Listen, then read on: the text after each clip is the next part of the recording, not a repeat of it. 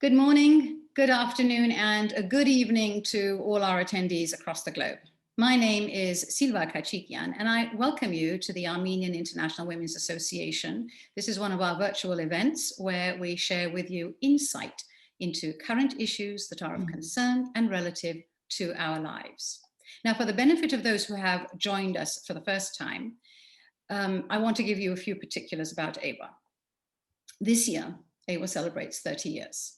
And our mission for 30 years remains constant. It is to connect and elevate Armenian women globally. And I'm going to ask you to please type in the chat box at the bottom of your screens where you might be connecting from, what city, state, or country. And do that as you register. And I will also ask you to do that towards the end if I don't have enough responses. It'll give you an idea, as well as us, about our global outreach. Now, going back to how do we connect and elevate Armenian women besides doing what we do now through these virtual events? Well, we do that through three strategic focus areas. Health and wellness, where we support a woman's right and power to be aware and in control of her mental, physical, emotional, and psychological well-being. Our second area of focus is education. We believe that to educate is to liberate. And to that end, we enable scholarships. And the third area of focus is research and publication, where we elevate stories of powerful women from our past and we recognize their contributions in academia, sciences, government, the arts, and wherever else that they may shine. And then to ensure the accurate portrayal of Armenian women and to promote their equal role in communities and audiences throughout the diaspora and Armenia, AIWA is a member of the UN Economic and Social Council, and we have representation at the United Nations NGO Commission on the Status of Women, where we host a panel and discussion as part of the NGO CSW. Our representation at the United Nations is chaired by board member Veronica Moroyan, who has put together a fine team of AIWA representatives to help lead and moderate the discussions that will ensue. Which brings me actually to today's event, Women Entrepreneurship, Creating Opportunity and Wealth in Our Communities. And we have distinguished guests, Dr. Irina Ghaplanyan, political scientist and former Deputy Minister of the Republic of Armenia. Welcome, Dr. Ghaplanyan. And we have Ms. Arevik Hambardzumyan, CEO and founding member of the Loft Centers in Armenia. Welcome, Arevik. This session is the second of a 5-part series leading up to the NGO CSW Parallel Panel, which will be on March 20th and ending with a follow-up session in April. Moderating today's event is one of AIWA's UN representatives, Ruzanna Tantushyan. She's a communications and public relations professional who has served on the leadership committee of the AIWA Chicago affiliate when it was first established. So I welcome all three of you. But before I pass the session over to Ruzanna and to our guests, I want to remind our attendees that there is a Q&A session after the actual discussion. And please type in your questions in the Q&A section for easier reference, but we do also encourage chat among each other. Now it is my distinct pleasure to pass the virtual podium on to our UN representative and moderator, Ruzanna Tantushyan. It's all yours, Ruzanna. Thank you very much. Thank you, Silva, for the introduction. Thank you, everyone, for joining us today. We have two truly inspiring leaders with us. So without further delay, let me welcome Dr. Irina Ghaplanyan and Arevik Hambardzumyan. Dr. Irina is a political scientist, former Deputy Minister of Environment, and published author, who found her green roots in Armenia by establishing ventures such as the Green Bean and Zabel wines. Arevik Hambardzumyan is the co-founder and CEO of the Loft Centers, self-development game and entertainment centers in Armenia. She's a speaker and an educator. I've had a pleasure to visit Arevik at the Loft. It's a wonderful place, and I've had an utmost pleasure to try Irina's Zabel wine. So I'm very excited to be moderating this discussion. And my first question would be directed to Irina. Give us a glimpse into your journey. How did you get to where you are today? Thank you so much, Ruzanna, for welcoming us, and Silva and the team at AIWA. This is an honor and a pleasure to be with you here tonight. And I want to also welcome all the attendees. It's really exciting how many women are connecting to this event, and with pleasure, absolutely. I think it's going to be tough to describe my 37 years in under 5 minutes, but I'll give it a try. A glimpse into a journey, I think it would start, and my parents would certainly attest to that, is an incessant drive to curiosity. It's something that nature has given me abundantly, and what I'm eternally grateful to my parents is the ability to nurture that undying curiosity in me, which has given me the opportunity to self-educate very early on, and the drive to be able to learn the world from different angles. So initially, I started pursuing legal studies, and then I understood that the world is a much bigger place than law, and I was actually studying law here in Armenia. And then I pursued international relations studies at the University of Malta. Absolutely loved that experience and was constantly driven to learn more. I did my master's degree at the Diplomatic Academy of London, and I actually defended my thesis on the topic of gender as an emerging factor in diplomacy. It was fascinating to be in London in 2005, 2006, and research on how women are gradually taking over the diplomatic world, which in fact is actually quite masculine, and still to this day. And the eloquency and the aptness with which very many female ambassadors were taking the reins throughout the diplomatic world in either government positions or international organizational positions. It was very inspiring. So my actually thesis, my master's degree thesis, was on women in diplomacy. And then I worked in quite a bit of organizations, mostly in think tanks, and actually with United Nations as well, United Nations Development Program here in Armenia, on the first national development and national sustainable project, and in setting up the council. And then again, I was driven back into academia, because one of the things, as I said, that incessant drive for curiosity that my parents had instilled in me and nurtured, that which was given to me by nature, and it constantly drove me to go deeper and deeper into academia. So I decided to pursue my doctoral studies. And this time around, I wanted to focus on Armenia, and particularly on how different political leadership emerged in post-Soviet Armenia, and what had transpired in terms of Armenia putting together a new national narrative. How did we define ourselves as Armenians since independence, and how the political leadership had projected that to the people. So that was my doctoral thesis. I defended it. And then I had the opportunity to get a very good contract with a publisher in London, and then I worked on my book. And after the event in 2018, I came back to Armenia and worked for the government, which was truly an honor for me. I guess my path was leading me to that. And I genuinely believe that we can serve our country and our people from different positions, from creative industries to government positions. But being able to be in a position to be a decision maker and to improve policy making, to improve decision making processes, to make country greener where the potential is absolutely vast and immense, it was certainly a great honor for me. So that's in terms of a professional journey that had taken me on the path. And once again, I want to give kudos to my parents because they have been incredibly supportive in my life. And I have to say one thing, I had the opportunity to construct a course called Advancing Women in Leadership and Decision Making.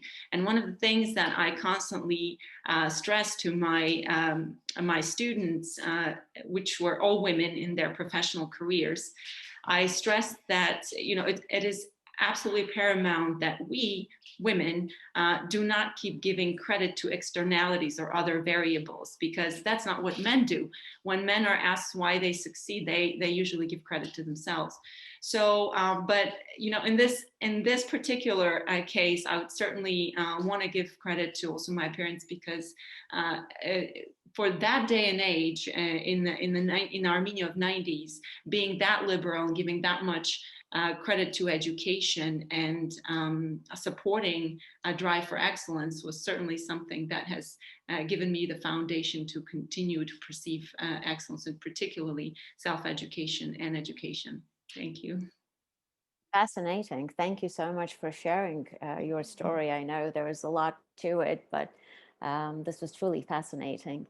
Now on to Arevik. What were you interested in college, and how did you choose the path that you are pursuing today? Thank you, Ruzanna. First, I want to say thank you for the chance to speak from such an important platform. It's an honor for me to be in the company of so many accomplished women. As for the question, I think before getting to general education, it all starts from your family and the environment you grow up in. In short, from childhood. You learn your first words from your parents. They follow with your first steps. Then you slowly begin making sense of your environment. And as you go deeper, farther, those very first words and steps continue to have their influence. My home, my parents, my family, my entire ecosystem with all the challenges in life, they wanted to ensure that I grow up a leader and instill in me that in spite of the challenges, the true leader is born. Their influence was evident throughout my growing up. I was active at school. I was at the top of my class. In high school, I was involved in the management of educational processes and methodology. Of course, my career in sports also had a big role in that sense. I am a professional handball player, and I played in the women's national handball team of Armenia for many years. Thanks to the team game, I learned that being the first and the best isn't all. You should, of course, think about victory, but first of all, you should think about those who help make that victory with you.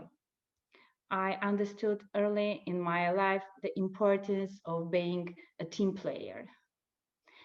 Finally, sports taught me also about losing, at times not so graciously, and then staying up at night to again face your foes the next morning. Therefore, train and train hard for tomorrow's victory.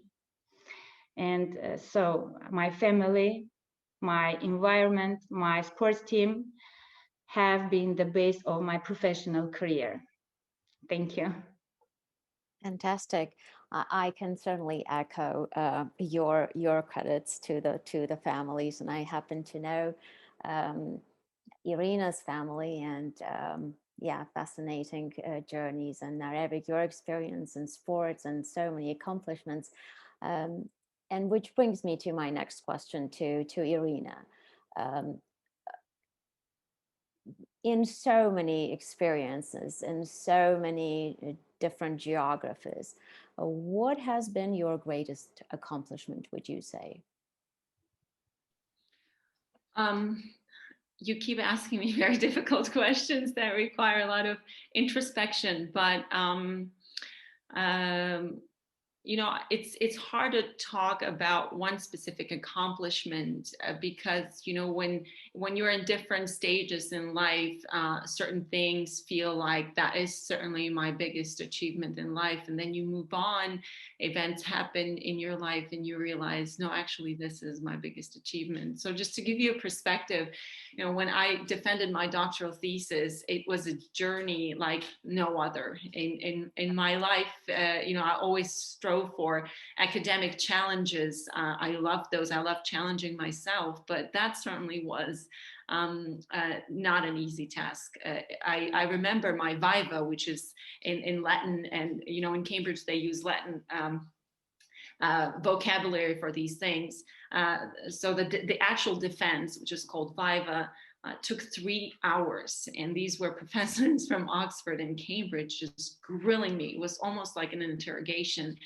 And when I left that 3 hours of presenting 4 years of your intellectual work was certainly something that I had never experienced before. And learning afterwards, they see you off and they say, please leave the room and we'll let you know later. So after that, you know, learning that I did pass, that's certainly at that point in my life felt like the biggest achievement. And then when I got the contract to publish the book, and I produced a book, which is another set of challenges, you know, that requires a lot of self-discipline, a lot of self-organization, a lot of work with your colleagues where you request open critique and a critique that will allow you to make your text better for wider readership.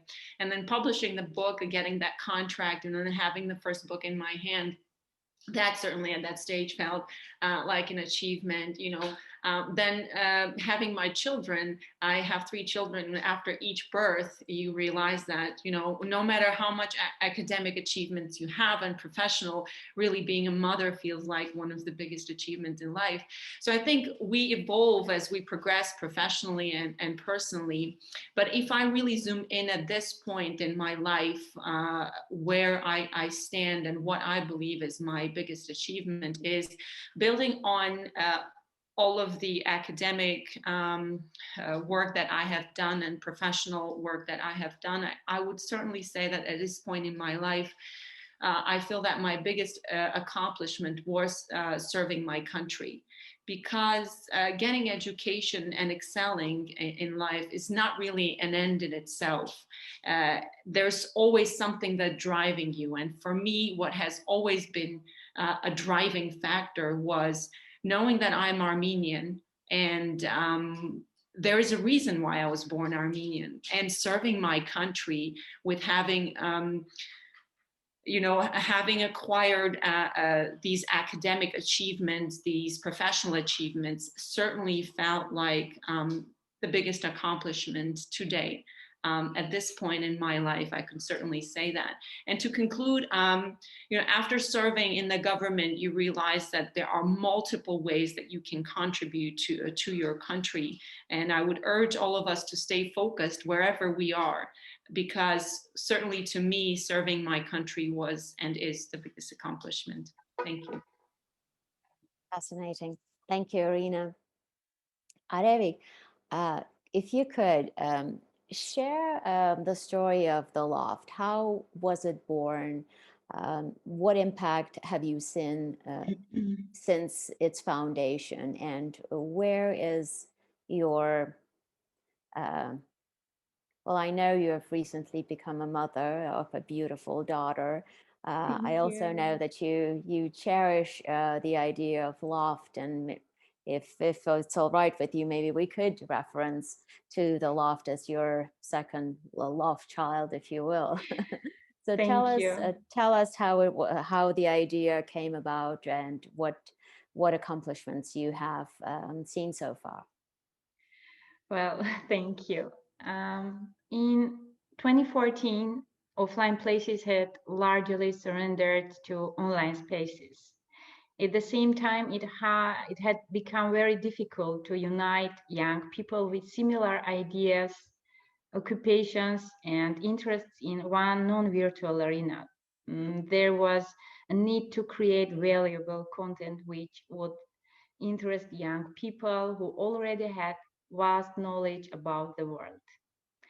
Emma Arakelyan, one of the founding members of the Loft, had the vision on how to address these needs for our youth, and together we were able to build the center, which today has a bigger impact than we could have ever imagined 6-7 years ago. The Loft turned from a center to a Loft culture, Loft alternative platform, and Loft environment for fulfillment of innovation ideas.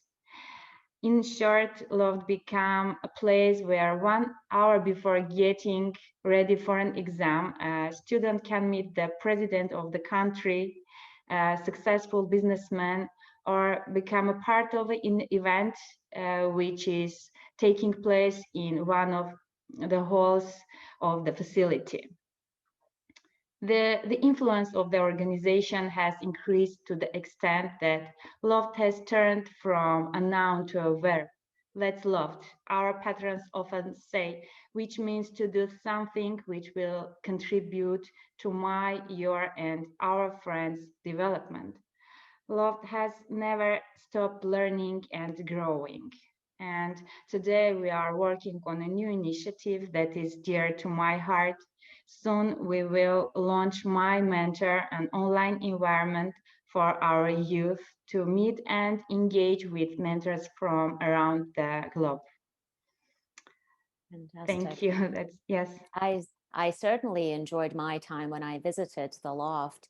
The quiet room was especially interesting and would definitely come handy as I'm still in Armenia. So thank you for that. It seemed to be like a very inspiring environment to be in and very well thought out too. Thank you. Speaking of roots and pursuing our dreams, Irina, let's turn to your dreams and green roots and your passion. And I know that Armenian winemaking has made big waves for our country in the last few years and has given a lot to the modern Armenian wine lovers as well as wine lovers around the world. So tell us about Zabel and why it was a good time to let your love of wine turn into a business venture. Thank you, Ruzanna. That's a question that I absolutely love because it transcends so many parts of my life. Let me dive for a second into the Diplomatic Academy of London, where I did my master's degree. My professor there said he was a career diplomat.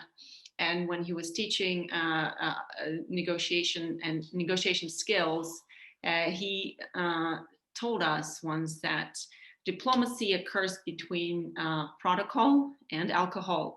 You need to know both really well to succeed as a diplomat. That struck me because we keep learning and we think diplomacy is such a dry profession, but in all reality, it is absolutely multidisciplinary, and it requires so much skill and so much knowledge that certainly transcends knowledge of political science and knowledge of negotiations. So that was the beginning of my journey with wine in particular. I took courses in London, then I took courses in Washington, D.C. with WSET. And then when I came to Armenia, I started exploring that as well. And thankfully, my paths growth with some of the most incredible people that have crafted and gave rebirth to Armenian winemaking. And for me, joining that scene of the winemaking sector in Armenia was important in many respects. First of all, because it was a nascent industry at the time with incredible potential. Secondly, because winemaking jolted, it had a leapfrog development in the country, and there was all of a sudden a lot of good Armenian wine.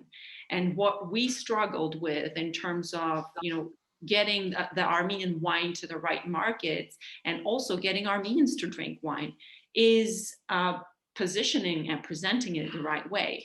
And I come with a background of humanities, and what we do best, those that are trained as political scientists or diplomats, we tell stories. And I think also what we do best as Armenians is also we tell stories. We have a fascinating history of storytelling, which we have not put to use in our marketing, in our PR, in our communications effectively. And my role in wine industry was proper branding and marketing of Armenian wine. How do we position it in the, is it in the new world of wine, in the old world of wine? Where do we put Armenian wine in this global context? So in that respect, that was my entry into the wine world. And then I realized that, besides the fact that we need a lot of good, effective storytelling, we also need to understand that storytelling happens through entities and through personalities. And you will notice that a lot of not just Armenian distilled spirits or wines are named after someone or some place that is dear to Armenian heart. And what I realized is that there's virtually no name that bears a female heroes or a female name. And I said, that's it. I need to create a label. I need to tell a story about Armenian wine, and I need to tell it effectively. So that's how it started, the journey of my business with Zabel wine. And I wanted to tell the story about the Queen Zabel, about Zabel Yesayan, and I wanted Armenian women in particular, but also Armenian men, to raise their glasses with Zabel wine and cheers to Armenian women and cheers to Armenian past heroes and present female heroes. So that was my idea that drove me, and I'm certainly happy that that occurred, that happened, and it was a great run. But what is more important, and what I've learned from that, is again coming back to storytelling. If you want to sell a good product, particularly if it's good, and by now it's fascinating how Armenian wine industry has leapfrogged. We have an opportunity to produce very high quality wine. We need to learn how to tell the story, and the story of Armenian women particularly are definitely worth telling, both to Armenians and to the world. So that was the beginning that drove me to create this label. Wonderful. I couldn't agree more about storytelling, and I've definitely enjoyed raising my glass proudly with Zabel for many good reasons and for many good names and stories that we are still to tell. So thank you for that. Arevik, we talked about great ideas. We talked about finding inspiration. Where do great ideas come from in your organization? Very good question. Thank you. The management model of the Loft is flat. We believe in involving all of our associates in our processes. Every member of the team can come up with suggestions, and they will all be considered and discussed. Some of the best ideas that we have implemented were voiced as an opinion by one of our numerous team members. The main ideas that are linked to the person who is the author of the Loft's idea, Emma Arakelyan. He is my mentor, and I would say the mentor of the whole team. The Loft is open 24 hours, 7 days a week. And the team also works like that. The crazy idea which passed somebody's mind become a concept and event in a few days. And for the management, we carry out our professional duties and put a lot of love in our work. It would seem lyrical, but all our actions are based on something like family connection, which is maybe romantic, but real in our case. Mm-hmm. Fascinating. Thank you very much, Arevik. Irina, with so many accomplishments, and one can only wonder, what's next for you? Thank you, Ruzanna. You keep asking me difficult questions. I don't think that there's next, I don't think that there are certain chapters that I close in my life. I'm eternal wine lover. I will be engaged in wine industry one way or another. I think with having acquired a doctorate degree in political science and having authored one book and having achieved that sense of really empowerment when you put together a piece that educates and gives context and knowledge about something that you love. So my book is about post-Soviet Armenia. I was inspired to continue working on creating text and pieces. So currently I'm working on my second book. You can find me in archives digging information about 100 years ago and mid-century. So I'm working on my manuscript right now, which is very inspiring because I think it's very, very often collectively and personally, we need to reflect back on the mistakes we've done collectively as a nation at the most difficult crossroads in our history. It helps me also emotionally and mentally and cognitively to overcome the trauma that we just had recently with this brutal war imposed on us. It's important to reflect back, understand what we've done wrong back then and how we're going to move forward from this. So this is certainly something that both personally and professionally is important for me. So yeah, the next manuscript is in the making. One other dimension that I'm currently working on is having served as Deputy Minister of Environment for 2.5 years. I've had an incredible opportunity to represent Armenia in different fora, international environmental fora, and particularly I was focused on climate negotiations. You know, today in the global world, what dominates political agenda is certainly climate, because it's a challenge of global planetary proportions, and virtually every country is currently affected and will be dramatically affected by climate change. And that's something that today we've known that climate change has been happening. The planet has been warming for decades now. But what lacks dramatically across the globe is political will. And myself, as a trained political scientist, I'm deeper engaged into understanding how do we get the buy-in from political leadership on commitments in the climate. So climate negotiations and climate agenda continues to remain something that I'm very interested in, and I'm working on a number of projects. I'm working on articles, and that's something that I certainly will keep as my next chapter. And of course, piggybacking off my earlier answer, I think in whatever capacity I will be engaged, whether to continue as an academic or as a climate negotiator, for me, it would be absolutely paramount to continue serving my people and my country. Thank you. Fascinating. Thank you. I can't wait to read the next book. Can't wait to learn more about what you're up to. So definitely staying tuned there. Arevik, with so many ideas, with so many projects that you are starting, the mentorship initiative sounds very interesting, and I'm sure, especially for the diaspora Armenians out there, I think this could be something that they should definitely follow, to say the least. I was wondering, what would be your advice to our audience? And I know that we have people from all over the world, and I'm sure that they would love to hear a piece of advice from you. I will cite Hemingway: never confuse movement with action. You must work hard to become a good professional. For being successful, you must trust your partners and be happy about their success as well. You must be ready for criticism for becoming a leader.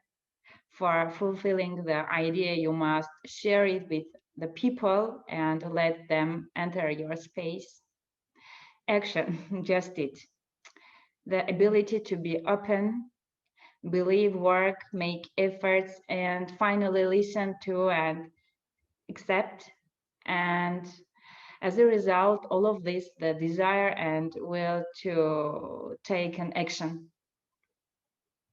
Fascinating. Thank you. Very helpful.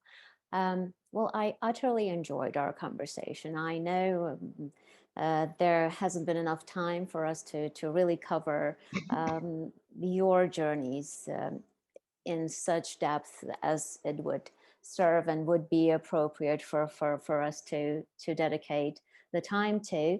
But I utterly enjoyed our conversation. Thank you very much for your time and sharing your stories with us. And I encourage everyone to stay tuned, and I'm sure that there are many other opportunities for our listeners to engage with Irina, her ideas, Arevik, her initiatives that seem to be ongoing on so many different fronts. So I hope you stay tuned and get encouraged, and I'll pass it on to Silva with that. Thank you. Oh, we can't hear you.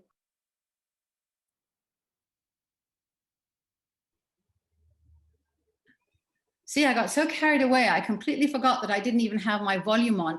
And I wanted to come back on screen every moment when both of you or all three of you were speaking, because you made so many points that I think are important in today's world, not just in the past. I had a few takeaways, and I just want to very quickly go over them, and then we do have more than questions, we have more comments about how wonderful it is to have had you as panelists, and I'm sure people are looking forward to the March 30th.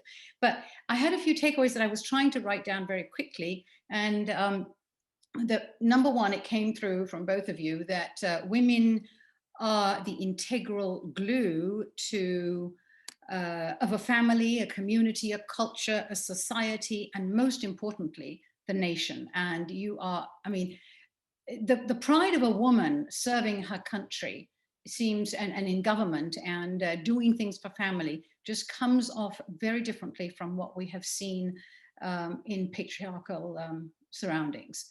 Another takeaway was always evaluating our past riches, which came through in both of your stories, show the depth and width of our culture, and then put it on a level with others, realizing that we are not secondary, that we are up to par with the best of the best, from our cultures of the history of the past to where we are right now. Another takeaway that I loved was diplomacy. I think one of your professors said diplomacy occurs between, diplomacy, you said occurs between diplomacy and alcohol. I like the wine part there, because protocol occurs between. Diplomacy occurs between protocol and alcohol, and you need to know both. and I will agree with that, and because as wine lovers, and I'm willing to try the Zabel. I haven't seen it here yet in California, but I'm looking forward to getting a taste of that. And then women entrepreneurs, it comes through as being more involved when it comes to giving back to their communities, far more involved than we've had before. And I think that the reason we have so much involvement in humanitarian aid that is being brought over, let's say, to Armenia through this past war that we had, and usually women are at the forefront of most of these assistances. They are the ones who are out there faster, and they jump right into it. They've got that bravery and bravado, and our history has taught us that. So as women, we are quick to learn the importance of sharing our wealth and knowledge and experience to help create a better, stronger, more productive, greener, thriving generation serving our communities and nations. We are and should be, these are the takeaways. I make notes as I hear you, listen to you. We are and should be team players, and we do allow for criticism, and that's what makes us more successful, because we use that to our advantage, and we give credit where credit is due. And I saw that in both of you. And then as women, we need to flex and stretch and our self-promoting muscle. That has been the drawback of women that you mentioned previously before we went before we recorded, and now I noticed we do have to promote ourselves. We've never been very good at that, and we've always allowed others, because one of the comments that I read here in the Q&A also says that. It says that growing up in Armenia, women, including myself, are dictated to thinking small and to being humble and follow and putting and thinking small and be humble and following and putting everyone else before us as women. So women have immense power in entrepreneurship and are excellent communicators, and we just need to flex that. We just need to flex that self-promoting muscle.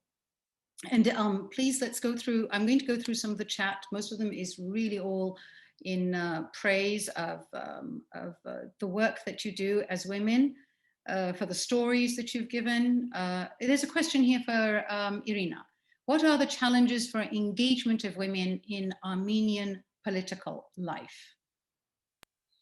Thank you. That's a very important question. And in fact, together with two of my colleagues, we did research back in 2015 of what are the challenges and impediments for women to engage in political sphere in Armenia. There are multiple, but mostly those are related to social conditioning and cultural conditioning of what politics really is, and if women are to enter politics and they're compromised. So there's a lot more than just sexism in politics, because politics largely, that's the review of our study. And then I'll also tell you my personal experience having engaged in government. Very often, women would face this problem where they would be labeled, sexism aside, they would be labeled because politics was and is perceived as something dirty in Armenian. So women naturally stand away from it. You see a lot of women leadership in non-governmental sector. It's virtually so skewed. You will see many non-governmental organizations are led by women and effectively led. You will see quite a bit now growing private sector organizations led by women, but for some reason government and political parties are not. So there's this perceived notion in our society and in our culture that politics is dirty and women should stay away. So there's a conscious decision by a lot of women, and we did multiple questionnaires with different groups, age groups, and different groups both in urban and rural areas. And that's what we constantly receive, that, we don't want to engage because it's not a fair game. So that's one of the findings that we've had. Another one, the very explicit sexism, so if a woman gets a position of power in politics, then she's compromised. That was throughout what we've heard from our groups, our focus groups that we were conducting research through. And from my personal experience, having been in the government for 2.5 years, I could certainly attest that some of the biggest driving power in the mid to lower bureaucratic ranks are women. They are the ones who, despite it's not part of their TOR, make coffees to equally ranked men, to doing all of the paperwork, all of the stamping, everything, all of the administrative work is generally done by women. And you will see statistically, women are quite significantly employed in lower to middle rank bureaucracy in Armenian government structure. But then when it comes to higher decision-making, higher positions of the government, these become tricky. So women are often perceived as those that service the process of decision-making, but they're not perceived as entities who make decisions. And this is something that I personally encountered being a deputy minister in a ministry in the government, facing this problem that, yes, I'm perceived as an entity assisting in the process of decision-making, working on making sure we have the evidence to design a policy, designing a policy, but when it comes to making the decision, all of a sudden you're sidelined. It's a systemic problem. And it's something that not only women, but men have to talk about. And another problem is very often, and we've seen with all of the administrations across, is women are often engaged, and you will hear it from many, let's make sure that we have gender balance. So it's not so much, because women are actually more competent, and statistics talks about it. Look at the graduation levels of women, look at their excellency in schools and universities across the country. Women are excelling in academia. And I see that myself now also teaching at AIWA. Women are largely better at academic excellence. But then again, when it comes to putting women in decision-making positions, all of a sudden, let's check the box for gender balance. No, let's check the box for actual competence that women bring to the table.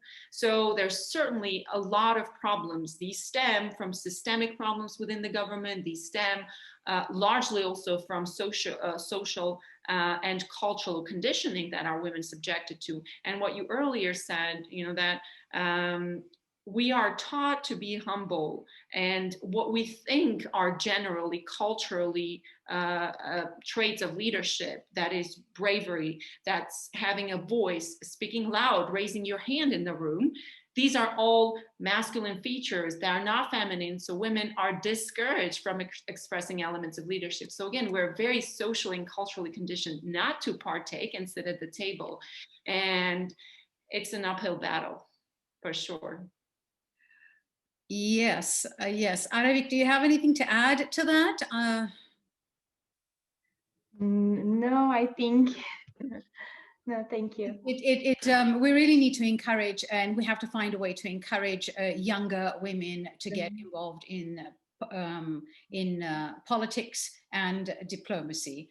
And of course, wine will always help with that a little bit, but it definitely is something that we need to put into. But there's a gentleman who is attending here today, and Irina Ghaplanyan, and he said that maybe we can learn from the many women who now and historically have been our village mayors, because in Artsakh and around those areas, I've noticed that it's usually a lot of women do serve as mayors or are more active in their city hall and city governments.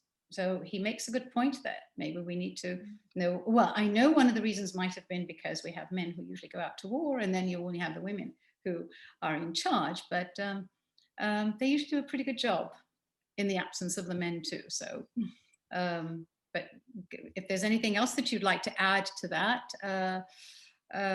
yes, I would, because there was a fascinating study done by Yerevan State University on migration, male migration from villages, and how women are gradually taking over not just the responsibilities and functions of feeding the children, educating them, and treating them, because all of the nurses and doctors, especially in rural communities, are women. But now they're also taking upon the administration, and that how it changes the landscape of rural communities actually to the better. So there's something to learn. It's a great study that was done. I think it's still available at Yerevan State University's respective department that has commissioned that study. And the landscape is certainly changing, and we need to adapt and also give bigger role to women. Absolutely, absolutely. And Arevik, I do have one question for you.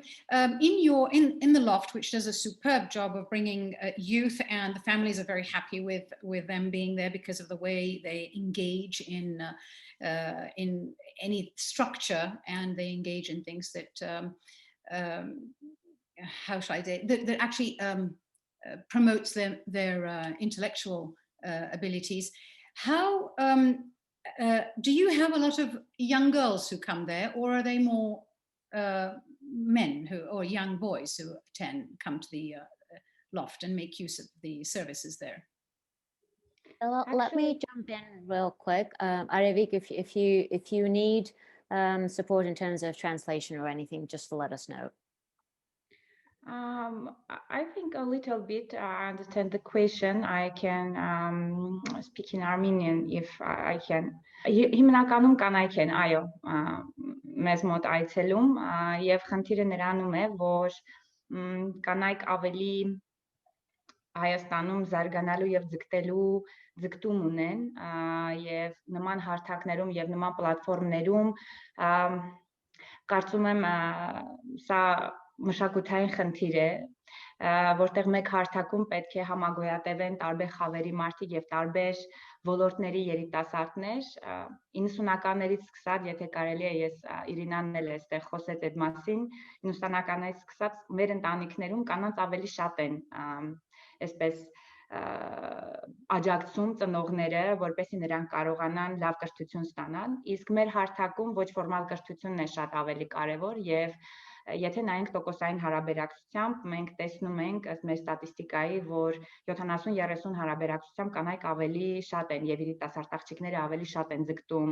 գալ մեզ մոտ լոֆտ, ստանալ ոչ ֆորմալ կրթություն, մասնակցել տարբեր իրադարձությունների, մասնավորապես դրանք կրթական են, բայց մենք աշխատում ենք նաեւ տղամարդկանց համար ստեղծել այնպիսի միջավայր եւ փորձել այդ գենդերային հավասարության բերել այս երկու սեռերին, որպեսզի նրանք նույնպես այս մթնոլորտում, առողջ մթնոլորտում իրենց կոմֆորտը զգան եւ կարծում եմ, որ մեզ մոտ այդ մշակույթը փոխել ստացվում է արդեն 6 տարի։ Մենք խնդիր ունենք նաեւ մարզերում նմանատիպ, մարզերում շատ ավելի վատ է, որովհետեւ մենք մարզում տեսնում ենք միայն կանանց եւ աղջիկների, ովքեր ձգտում ունեն ինքնազարգացման, կրթություն ստանալու, մայրաքաղաք ձգտելու եւ այլն։ Շատ ուրախ եմ, որ ունիք այլևս երիտասարդուհիներ, որ կհավատան եւ կհետևին, որտեւ իրապես մեր երկրին Հայաստանի մեջ մեծամասնությունը ուսում առնողներուն կանայք են, անորոշ ավելի գրնանք հարաճ դիմել։ I'm going to go back to English for a moment. I have a question, Ani Rostomyan, she's been commenting. Would panelists be willing to be mentors for women entrepreneurs that are new in business? We do need mentors, and I do know that AIWA is working on actually providing more and more mentors as we get our members who are professionals in their field and are willing to be mentors. We would love to have you join that group if you are willing to do that. I think in ուրիշներու օրինակ լալ, ուրիշ երիտասարդներու, երիտասարդուհիներու օրինակ եթե գրնակ լալ. Certainly, if there's a platform through which we can engage and share what we've done wrong and right and how to do it better, it would be our honor. Okay, it's always an honor and a pleasure. Most of the comments we're getting are again about women's modesty has to be, sort of not amot, but it's hamis lala. Well, that has very often hindered us and pulled us back. So it's something that I think mentors like you can be the fine examples to show that you can still be a woman, you can still be have a certain element of, it's not the modesty that's as important, I think, as the humility that is important in the work that we do. So, and I've noticed that in our panelists and in our moderators. I'm trying to see if we do have any, you've covered such a large area that the questions sort of are not coming in because you've really covered it, and we do know what needs to be done, and we're looking forward to hearing you all again on the 30th. If and all I have, let me see, a brief translation of Arevik's statement. How about I will get the recording. Somebody wants what Arevik said in Armenian to be translated, and I very well understand because she had quite a lot of important points to make. I will definitely have that in an annotated form when I send the recording out next week to everyone, just an annotated form of that last section. I guess for the benefit of time, and I think I'm just going to want to thank Irina and Arevik, both of you, for openly sharing your stories and moving beyond the social issues of challenges that often pull the reins on women's dreams. You inspire us as women to stretch and exercise those self-promoting muscles, and that is what is lacking in women, especially in women of our culture. So a huge thank you to you.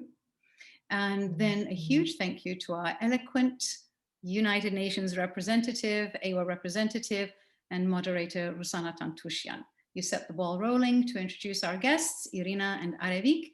And I want to remind everyone that both Irina and Arevik will be panelists at our March 20 UN Parallel panel event, along with Ruzanna and 2 others, who will be discussing the question, are institutions ready for women's success? Please make sure you pay attention to the emails that come across your way, and please register when you do receive them.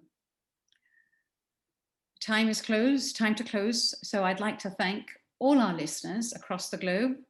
We appreciate that you devote part of your weekend to AIWA and to our programs. Your presence inspires us to learn more, to do more, and to become more and lead more. So please look out for our future AIWA events and follow us on Facebook and Instagram. And if you're not yet a member of AIWA, we encourage you to go to our website, aiwainternational.org, and join the global network of women who share our values. As always, I repeat the values. They are integrity, respect, inclusivity, service, and relevance. So please stay well, stay safe, stay informed, and stay relevant until next time.